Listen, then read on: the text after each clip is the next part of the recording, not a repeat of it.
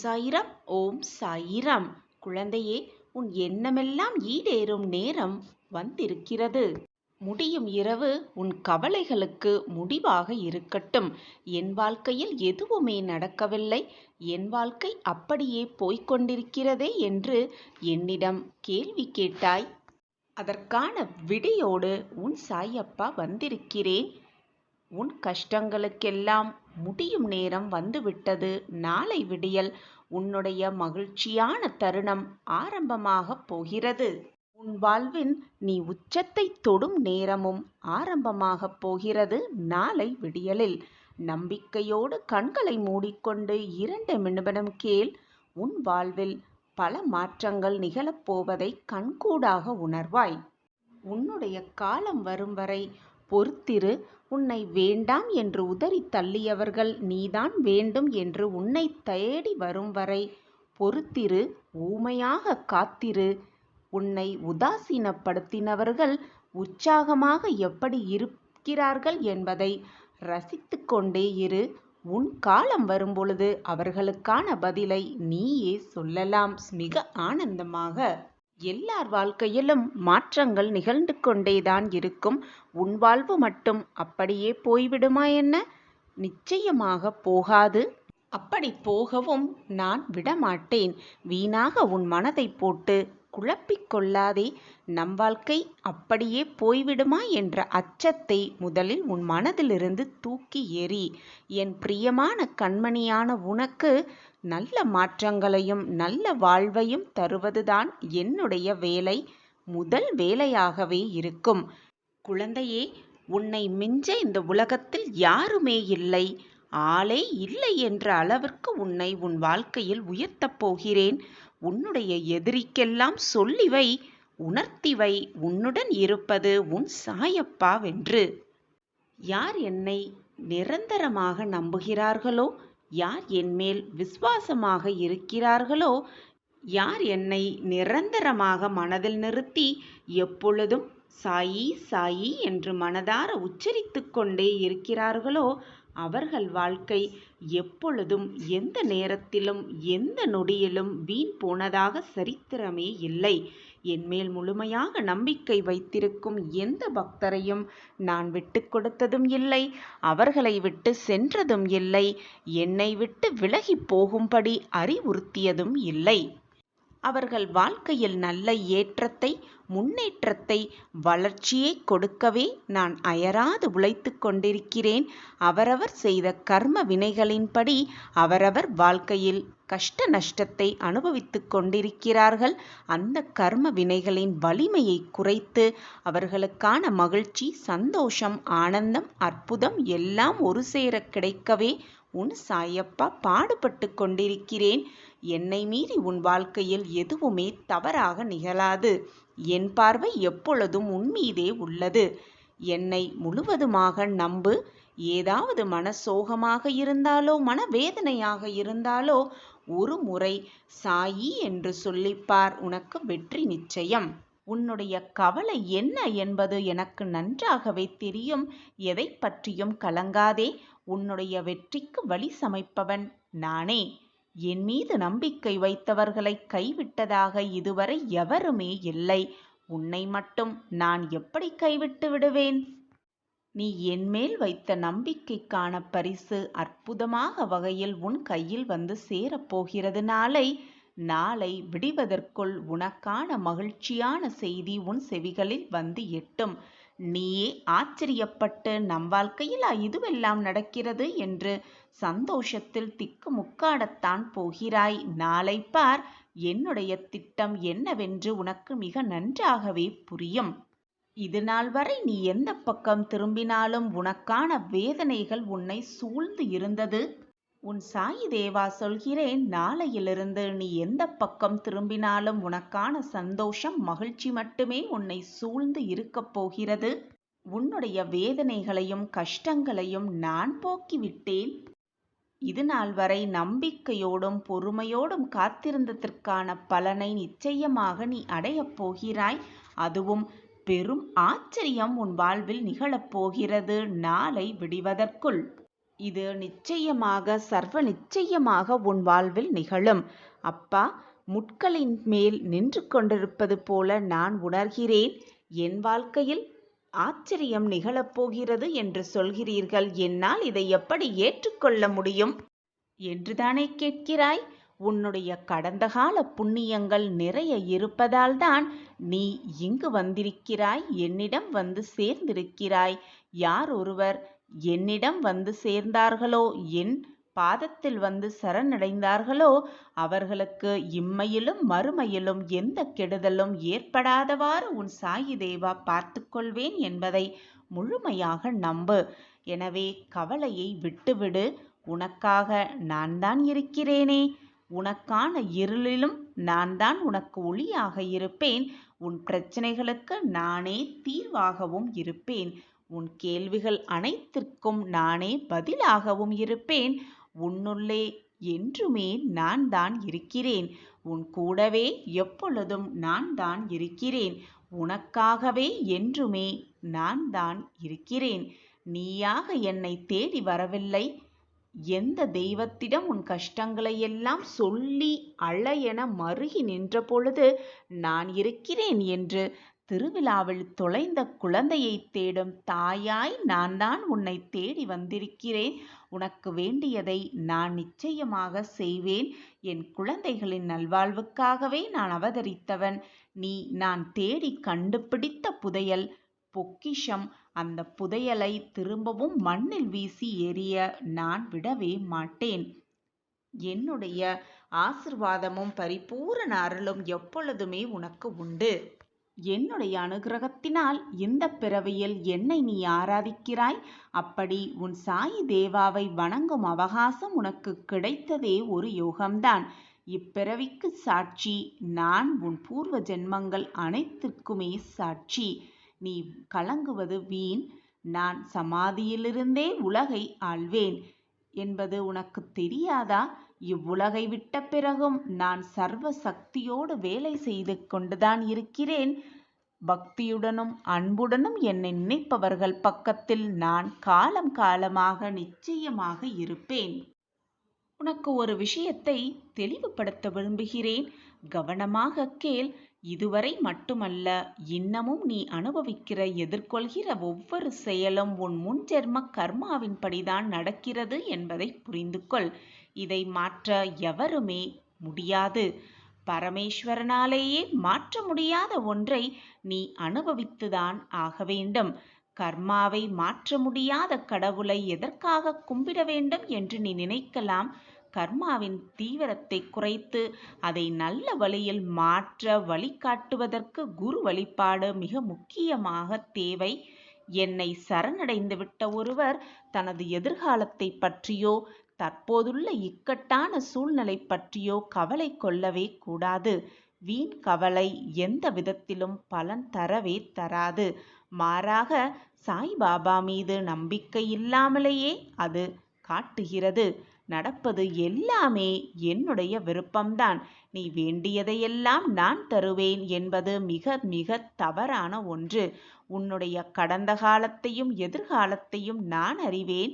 அதனால் என் குழந்தைகளுக்கு எது நன்மையோ, எது மகிழ்ச்சியை தருமோ, எது நிரந்தரமாக நன்மையாக இருக்குமோ அதை மட்டுமே நான் அளிப்பேன் எப்பொழுதும். யார் யாருக்கு என்ன தேவை என்பது பாபாவிற்கு நன்றாகவே தெரியும். அதை அவர்களுக்கு நிச்சயமாக நான் கொடுப்பேன். இங்கே தேவையானது, உனக்கு தேவையானது பொறுமையும் நம்பிக்கையும் தான். பொறுமையோடு காத்திருந்தால் பாபா அவர்களுடைய அருள் நிச்சயமாக அருள் மழை நம் மீது பொழியும். அது நாம் எதிர்பார்த்ததற்கு மேலாகவே ரெட்டிப்பு சந்தோஷம், ரெட்டிப்பு நிம்மதியாகவே இருக்கும்.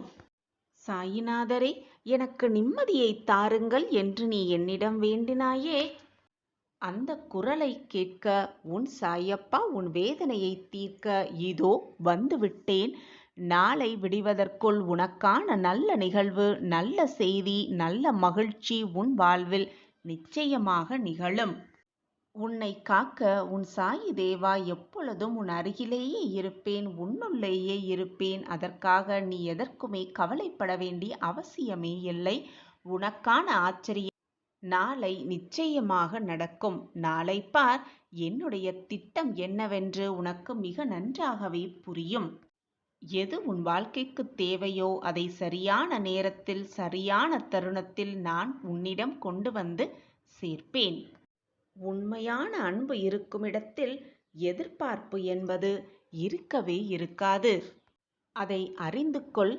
என் மீது நீ முழுவதுமாக அன்பையும் வைத்து நம்பிக்கையோடும் அதீதமான எதிர்பார்ப்புகளையும் வைத்து காத்து கொண்டிருக்கிறாய். உனக்கு தேவையான அனைத்தையும் உனக்காகவே செய்து முடிப்பவன் நான். உன்னை பற்றியே எப்பொழுதும் சிந்தித்து கொண்டிருப்பவேன் நான். உன் வாழ்க்கைக்கு எது தேவையோ, எது நல்லதோ, எது மகிழ்ச்சியோ, எது ஆனந்தமோ அதை பற்றி மட்டுமே சிந்தனை செய்து கொண்டிருப்பவனும் உன் சாயி தேவாதான். அப்படி என்னுடைய முழு ஆசையும் முழு சிந்தனையும் முழு பார்வையும் உன்மீது இருக்கும் பொழுது எந்த ஒரு தீங்கான செயலோ ஒரு நிகழ்வோ உன் வாழ்வில் நிகழும்படி நான் விடமாட்டேன். அதற்கு உன் சாயப்பா எப்பொழுதும் அனுமதிக்கவும் மாட்டேன். உனக்கு நிகழ்வும் நிகழ்வுகள் எல்லாமே ஏற்கனவே தீர்மானிக்கப்பட்டதுதான், முடிவு செய்யப்பட்டதே. அதில் இன்பம் துன்பம் என்று எதுவுமே நிரந்தரமே அல்ல. நீ துன்பமாக வருந்தும் ஒரு நிகழ்வு மற்றவர்களுக்கு இன்பமாக இருக்கலாம். நீ இன்பமாக ஆனந்தமாக கருதும் ஒரு நிகழ்வு மற்றவர்களுக்கு அதீத துன்பமாகவும் இருக்கலாம். இந்த உலக வாழ்வில் இன்பமோ துன்பமோ எதுவுமே நிரந்தரம் அல்ல. உன்னுடைய எண்ணங்களை பொறுத்துதான் அமையும் இன்பமும் துன்பமும். நீ அதை எப்படி பார்க்கிறாயோ அதை பொறுத்துதான் உன் வாழ்க்கையின் அமைப்பே இருக்கிறது. இன்பம் வந்துவிட்டால் நிலை கொள்ளாமல் ஆடுவதும், துன்பம் வந்துவிட்டால் அப்படியே சரிந்து உட்கார்ந்து விடுவதுமாக இருந்தால் எதையுமே உன்னால் நகர்த்தக்கூட முடியாது. எதையுமே சரிசமமாக பார்க்க பழகிக்கொள்.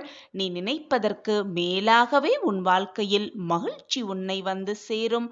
வரங்களை அள்ளி அள்ளி பெற்றுக்கொள்வாய்.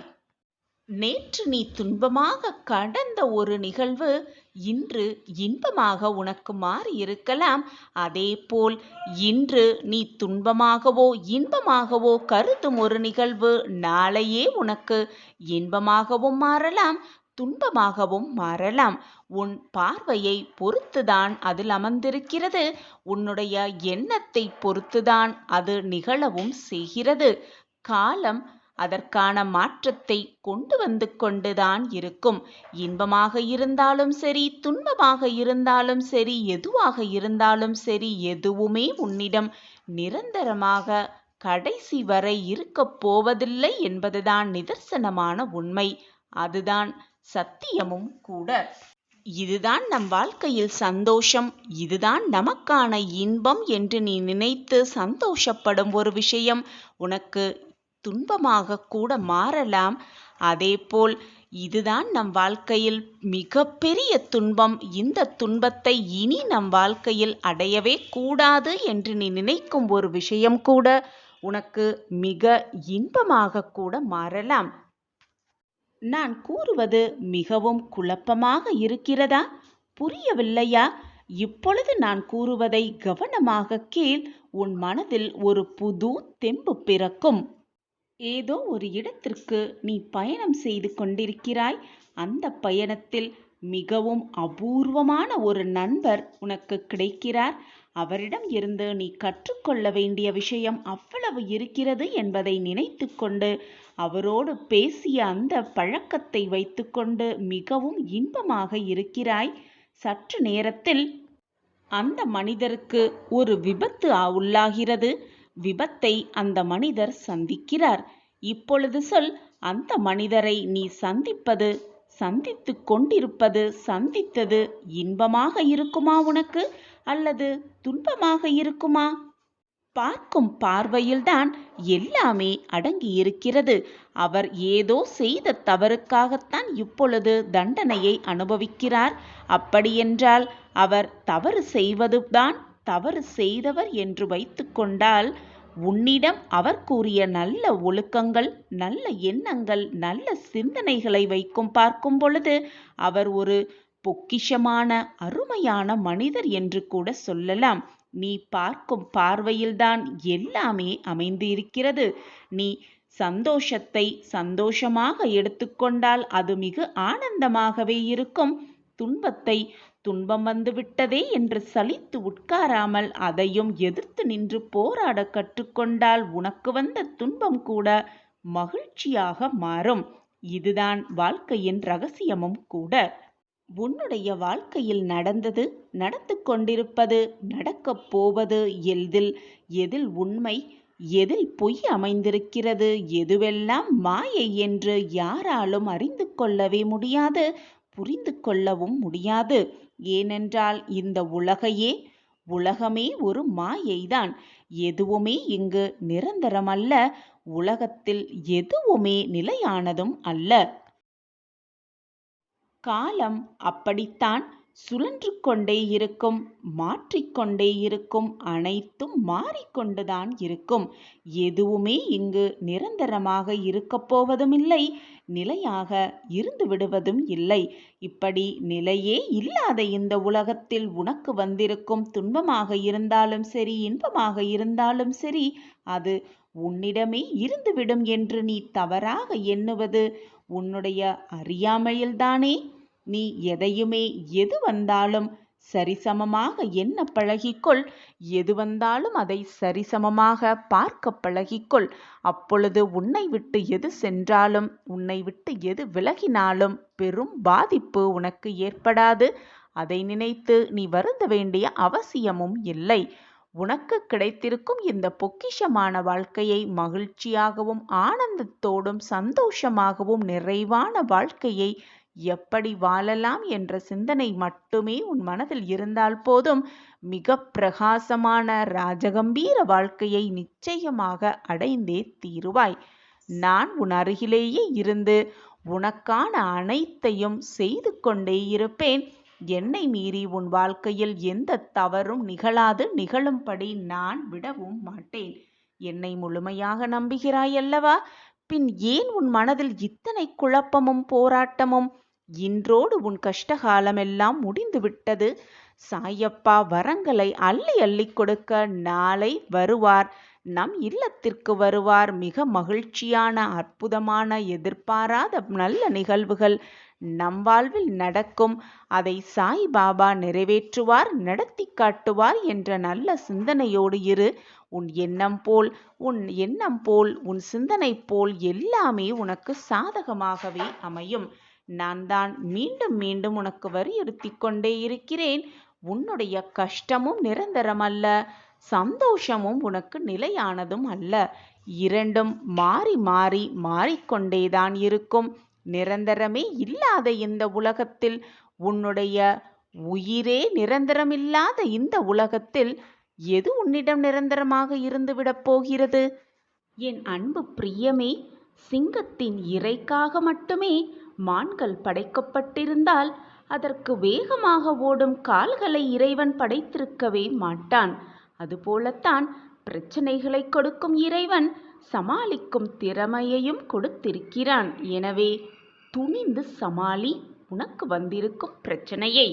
உனக்கு கிடைத்திருக்கும் இந்த அற்புதமான காலத்தில் என்னெல்லாம் நல்லது செய்ய முடியுமோ அவற்றையெல்லாம் செய்துவிடு.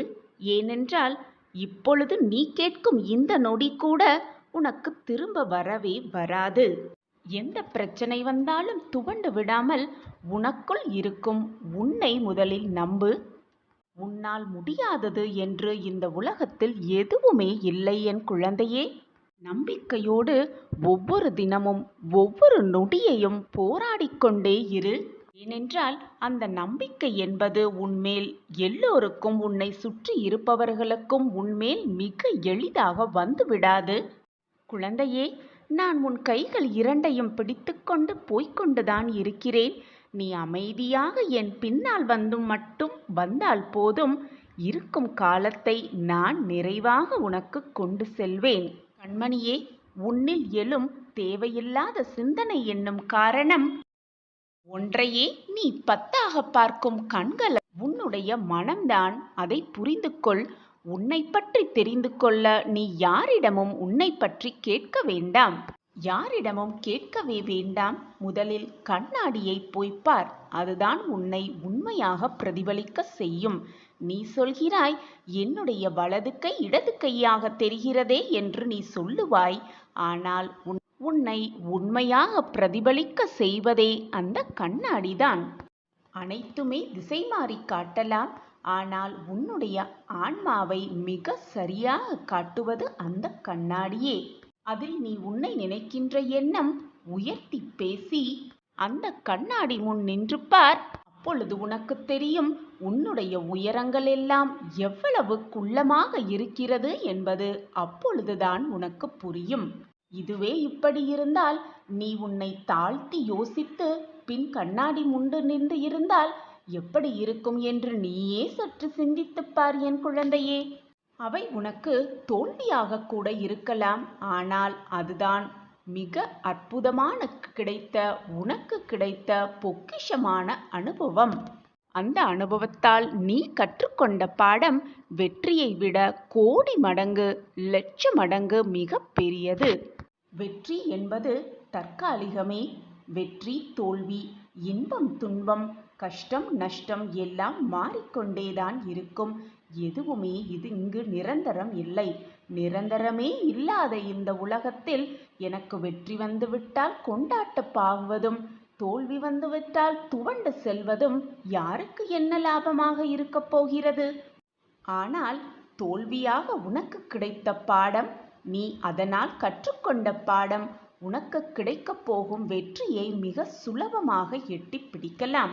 அதுதான் உண்மையான வெற்றியும் என் குழந்தையே. அது உன் மனதையும் உன் வாழ்க்கையையும் பக்குவப்படுத்தும். நீ எப்படி இருக்க வேண்டும், என்ன செய்ய வேண்டும் என்று உன் ஆன்மாவின் மகத்துவத்தை பற்றி உனக்கு சொல்லி உன் பிறப்பையே புனிதப்படுத்தும். நான் சொல்லும் வழிகளில்தான் நீ இப்பொழுது சென்று கொண்டிருக்கிறாய். நிழலெது நிஜம் எது என்று பாகுபாடு காட்டத் தெரிந்திருக்கிறாய். எனவே எதற்குமே கலங்காதே என் குழந்தையே. உன் தந்தை நான் இருக்கிறேன். உன்னுடைய எல்லா பிரச்சனைகளுக்கும் நிச்சயமாக ஒரு தீர்வு இருக்கிறது. தீர்வே இல்லாத பிரச்சனையை இறைவன் உருவாக்குவதே இல்லை. உன்னுடைய வலியை குறைக்க நிச்சயமாக ஒரு வழி இருக்கத்தான் செய்கிறது. அப்பா கூறிய இந்த வழியை பின்பற்றி உன் மனவேதனைக்கு சற்று ஆறுதல் படுத்திக்கொள். உன் பிரச்சனைகளுக்கான தீர்வை பெற்றுக்கொள். உன்னுடைய இந்த கஷ்டமான வாழ்க்கையின் நிலையை நிச்சயமாக உன் அப்பா மாற்றி காட்டுவேன். இது உன் சாயப்பா உனக்காகவே கொடுக்கும் சத்திய வாக்கு. என்னை முழுவதுமாக நம்பிய குழந்தைகள் வீட்டில் எப்பொழுதுமே தேவை என்பதே இருக்காது. அதை இருக்கவும் நான் விடமாட்டேன்.